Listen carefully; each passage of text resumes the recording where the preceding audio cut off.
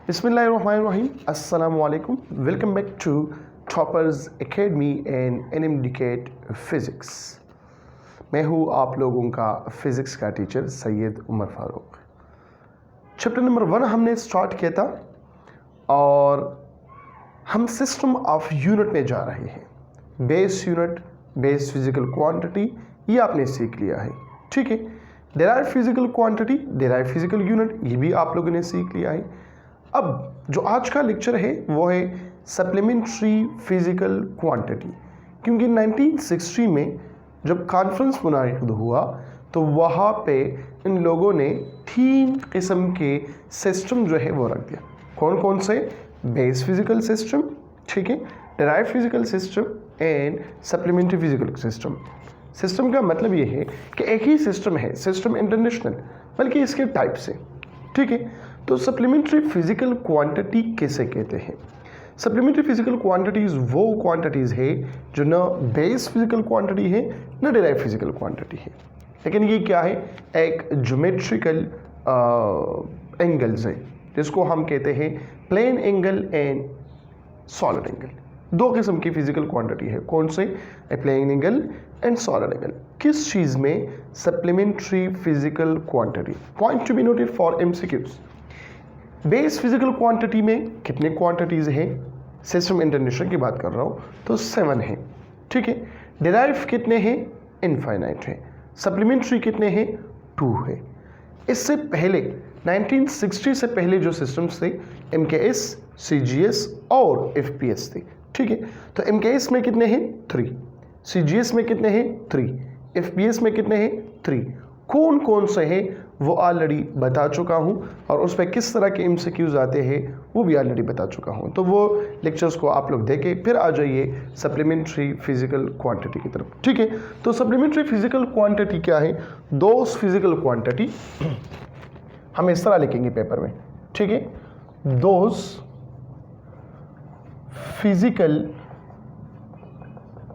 Quantities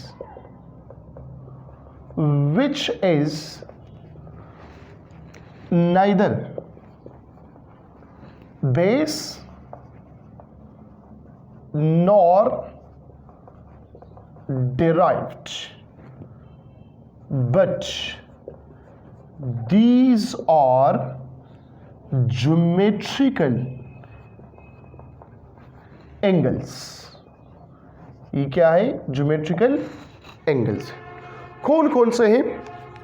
there are 2 physical quantity in supplementary system, या इस तरह भी कह सकते हैं there are 2 supplementary physical quantity. There are 2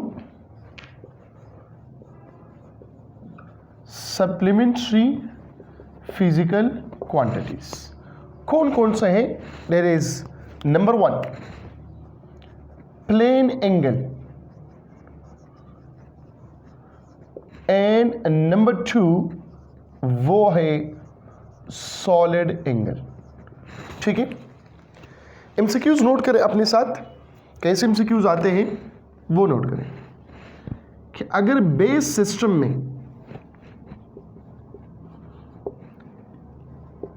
ऐसा ही सिस्टम है, ठीक है, बेस फिजिकल क्वांटिटीज कितने हैं?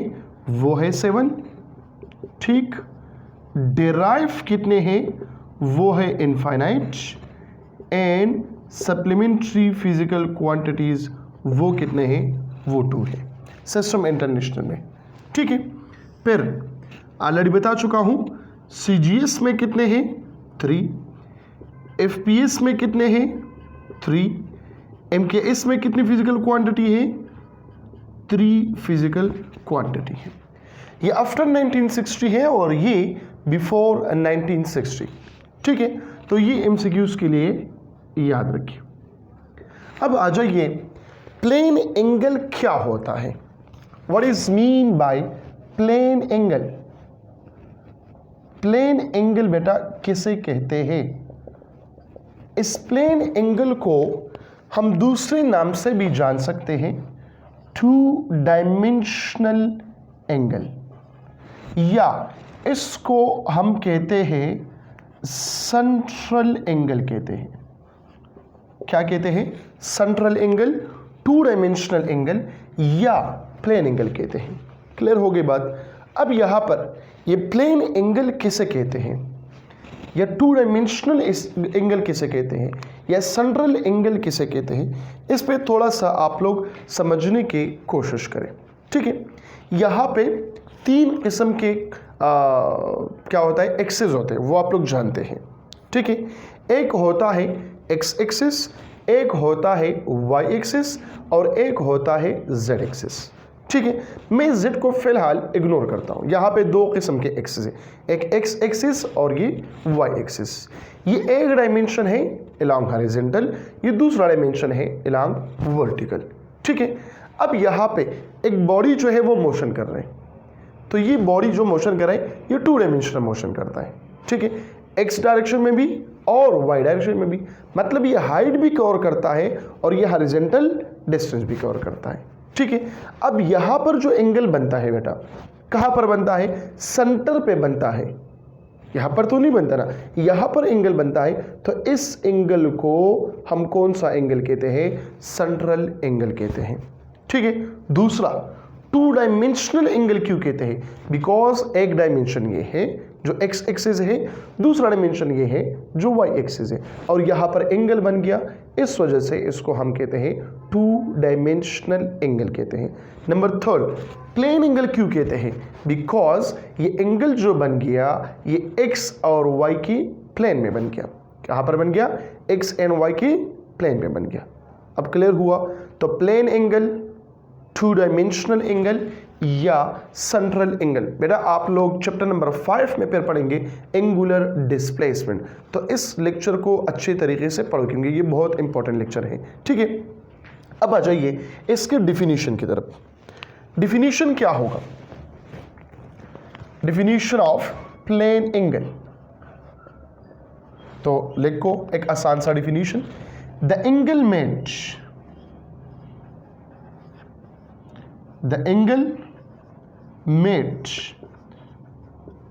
at the center of a circle, जो टू डायमेंशनल सरफेस है, सिंपलेस्ट टू डायमेंशनल सरफेस कौन सा है? वो है सर्कल है।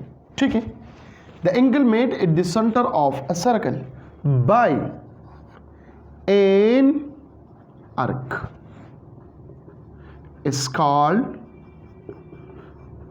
Plane angle. ठीक है, point to be noted for MCQ, plane angle is only applicable,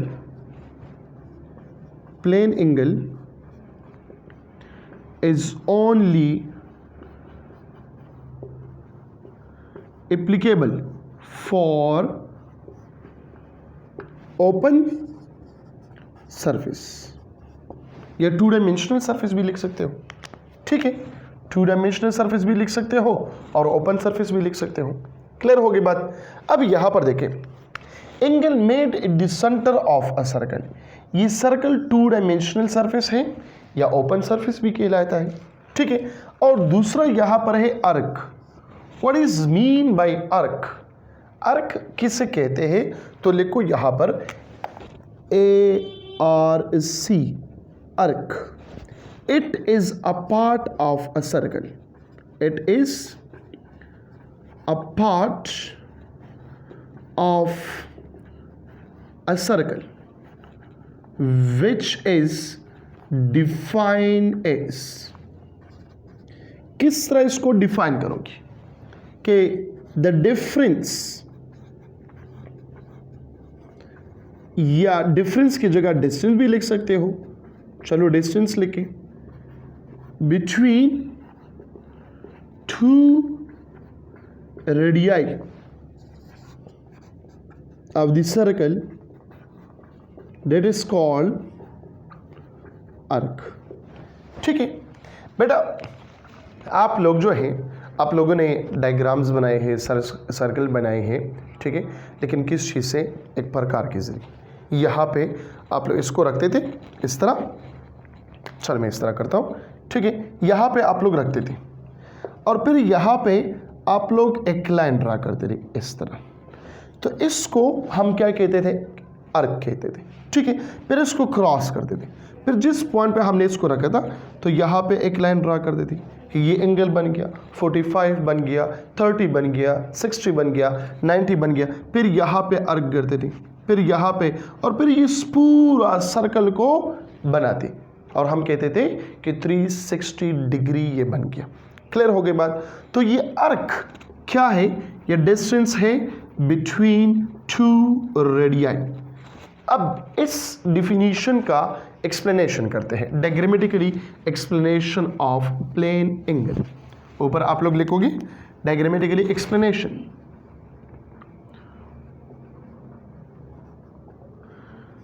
diagrammatically explanation of what, of plane angle, ठीक है। तो क्या बनाएंगे, आप एक सर्कल को ड्रा करो और इसको अपने अल्फाजों में लिखोगे। कैसे, ये है consider a body which move along a two dimension या which move along a circular path, ठीक है। From point A to point B, ये ओरिजिन है, ये पॉइंट ए है, यहाँ पे एक बॉडी है, रेस्ट के हालात में है, लेकिन ये रवाना हुआ इस पॉइंट पे आ गया। इसको हम नाम देते हैं पॉइंट नंबर बी नाम कहते हैं। ये सर्कुलर पाथ में मूव करते हैं, लेकिन पॉइंट नंबर बी तक आ गया, ठीक है। पॉइंट ओ से लेकर पॉइंट नंबर बी तक भी मैंने एक रेडियस ड्रा किया, ठीक है। यहां पर बन गया एक एंगल। इस एंगल को हम क्या कहते हैं, टू डायमेंशनल एंगल कहते हैं, या प्लेन एंगल कहते हैं, या इसको हम सेंट्रल एंगल कहते हैं। किसने बनाया, इस बॉडी ने बनाया। कैसे बनाया, जब ये सर्कुलर फॉर्म में मूव करते हैं। तो the distance between two radii is called arc. मैंने स्टार्ट में कहा, तो यहां से लेकर यहां तक ये बन गया आर्क, और इस आर्क को मैं डिनोट करता हूं किस चीज से, एस से डिनोट करता हूं। एस क्या है, ये आर्क का डिस्टेंस है बेटा। क्लियर हो गई बात, आर्क का क्या है, ये डिस्टेंस है। अब यहां पर देखें, आ गया आर और आर रेडियस, और ये बन गया एंगल। तो आप लोग अपने अल्फाजों में लिखोगे कि हमने एक बॉडी को कंसिडर किया जो टू डायमेंशनल मोशन करते हैं, from point A to point B. इसने कुछ डिस्टेंस कवर किया और एक एंगल बना दिया सेंटर ऑफ द सर्कल में। उस एंगल को हम प्लेन एंगल कहलाते हैं, ठीक है। ये आपने एक्सप्लेनेशन लिख दिया। फिर आप लोग लिखोगे symbol, symbol of plane angle. तो सिंबल ऑफ प्लेन एंगल क्या है, plane angle is represented by theta. Plane angle is represented by theta, ठीक है। फिर क्या लिखोगे, इसका नेचर क्या है, तो लिखो कि plane angle is a type of ratio. Plane angle is a type of ratio, ठीक है। मैथमेटिकली हम इसको कैसे लिखेंगे, मैथमेटिकली आप लोग लिखोगे फ्रॉम फिगर से। यहां पे देखें, अगर ये डिस्टेंस ज्यादा होता है तो एंगल ज्यादा होगा, ये डिस्टेंस कम होता है तो एंगल क्या होगा, कम होगा, ठीक है। तो मैं कहता हूं कि S is directly proportional to theta. अब जब is directly proportional to theta है तो क्या लिखना है, अब यहां पे देखिए S is equal to constant into theta, constant into theta. अब कांस्टेंट क्या लगाना है, यहां पर क्या है रेडियस आर, यहां पर क्या है रेडियस आर, यहां पर क्या होगा रेडियस आर, यहां पर जितना भी डिस्टेंस ज़्यादा करोगे सिर्फ और सिर्फ एंगल ज़्यादा होगा, रेडियस पे कोई फर्क नहीं पड़ेगा। ठीक है, तो हम इसको फिर लिखते हैं कि S इज इक्वल टू और theta, where R is equal to constant of a proportionality and it is called radius of the circle, या इसको हम लिखते हैं theta is equal to S divided by R. This is the formula for the measurement of a plane angle. ठीक है, magnitude of plane angle अगर हम मालूम करना चाहते हैं तो इसी फार्मूले को हम यूज़ करेंगे। क्लियर होगी बात। ये है इन टर्म ऑफ रेडियस, किसके टर्म में है, यहां पर लिखिए इन टर्म ऑफ रेडियस। दूसरा अगर मैं इसको कहूं इन टर्म ऑफ एरिया, क्योंकि सर्कल है तो एरिया जरूर होगा। आप लोगों को पता है, इसको आप लोग नाम दे सकते हो इक्वेशन नंबर 1। आप लोगों को पता है कि area is equal to pi r square है। ठीक है, तो आर स्क्वायर किस चीज़ के बराबर है, ए डिवाइडेड बाय पाई, या मैं लिख सकता हूं r is equal to A divided by pi whole under root. चूंकि यहाँ पर 1/r आर है तो मैं इसको लिख सकता हूँ 1/r r is equal to pi divided by area into whole under root. इसके सामने लिखो पुट इन इक्वेशन नंबर 1, ये एक्स्ट्रा है, एमसीक्यूज के बेस पे है। ठीक है, इन इक्वेशन नंबर 1, तो इक्वेशन 1 आ जाएगा, इक्वेशन 1 आ जाएगा theta is equal to pi pi divided by area whole under root multiply by S. ये बन गया इन टर्म ऑफ एरिया बन गया। क्लियर हो गई बात। तीसरा इन टर्म ऑफ डायमीटर। बेटा ये क्यों कर रहा हूं, ये इस वजह से कर रहा हूं कि जहां पर रेडियस हो वहां पे एरिया और डायमीटर ज़रूर होगा, जहां पर एरिया हो वहां पे डायमीटर और रेडियस ज़रूर होगा, जहां पे डायमीटर हो वहां पे रेडियस और एरिया ज़रूर होगा। तो यहाँ पर रेडियस है, इस वजह से मैंने यहाँ पर एरिया को मालूम किया। अब इन term of radius sorry in term of diameter ये क्या होगा, तो देखें number 3 in term of diameter.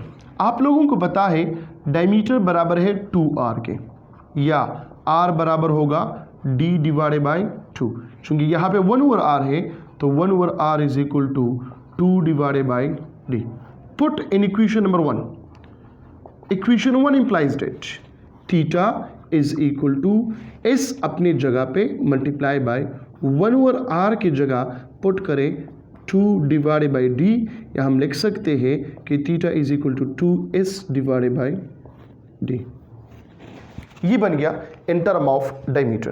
Clear हो गई बात। तो आप लोग देखें कितना खूबसूरत आ गया। आप लोग क्या रहेंगे कि प्लेन एंगल, इसका डिफिनीशन, इसका एक्सप्लेनेशन, फिर सिंबल ऑफ प्लेन एंगल, फिर नेचर ऑफ प्लेन एंगल, फिर mathematical form of plane angle, फिर आप लोग लिखो इन टर्म ऑफ रेडियस क्या है, इन टर्म ऑफ एरिया क्या है, और इन टर्म ऑफ डायमीटर क्या है। ठीक है, तो ये सिर्फ आ गया प्लेन एंगल। अब इसके यूनिट्स क्या है, इसका यूनिट है यूनिट ऑफ प्लेन एंगल, ऐसा यूनिट है इसका रेडियन, और जो कॉमन यूनिट्स है वो कौन कौन से है, वो है डिग्री, ठीक है, मिनट, रिवोल्यूशन एंड सेकंड। इंशाल्लाह नेक्स्ट लेक्चर में या कमिंग लेक्चर में मैं इसके यूनिट जो है वो डिस्कस करूँगा। अपना बहुत सारा ख्याल रखिएगा। थैंक